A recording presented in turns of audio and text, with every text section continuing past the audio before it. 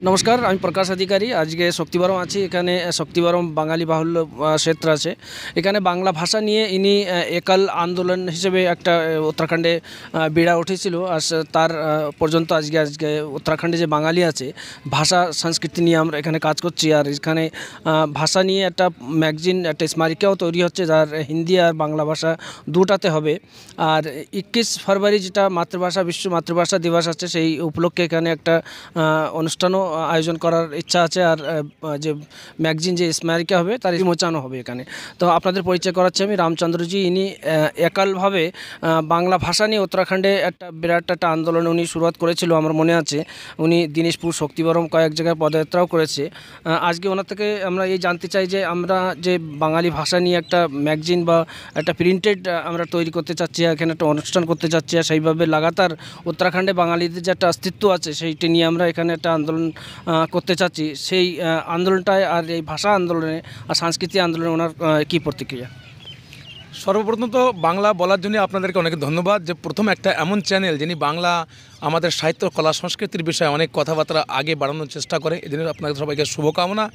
স্মারিকাকে আমাকে অনেক অনেক শুভকামনা জানাই আমি এবং আমাদের সমস্ত শক্তিবরমের বুক দিয়ে আপনাদের সবাইকে এই স্মারিকার জন্য অনেক অনেক ধন্যবাদ দিই। এমন যদি একটা বাংলা বা হিন্দিতে এমন একটা স্মারিকা তৈরি হয়, তাহলে আমাদেরই সমাজের নাম আসবে।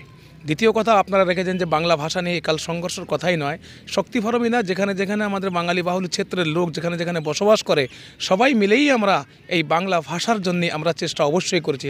আমি একটা মাধ্যম নয়, আমি একেবারে অন্তিম ব্যক্তি যেটা মাটির সঙ্গে জোড়া।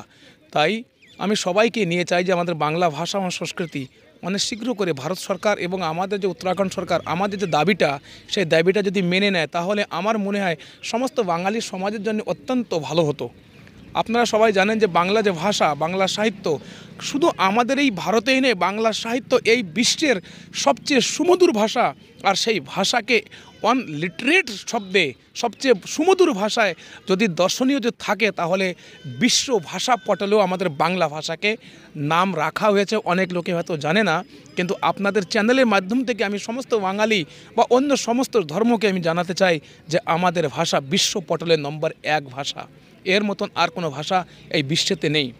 যাই হোক, আমি সরকারের মাধ্যমে, আপনাদের মাধ্যম দিয়ে সরকারের কাছে অনুরোধ জানাই, হে সরকার, যারাই আমাদের সঙ্গে বারবার খেলা করছে, সেই খেলা না খেলে এবার আমাদের এই ভাষা ও সংস্কৃতিকে আমাদের যা দাবি, সেই দাবিটা যেন মানে।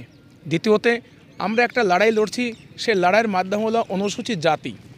কয়েকবার অনুসূচিত জাতির লড়াই করাতে আমরা, আমার মনে হয় 2001-এ আমরা যে লড়াইটা লড়েছিলাম, সেই লড়াইটা একটা আন্দোলনের রূপ। সেই আন্দোলন প্রত্যেকটা গ্রাম থেকে আমাদের সবাই মিলে লড়েছিলাম।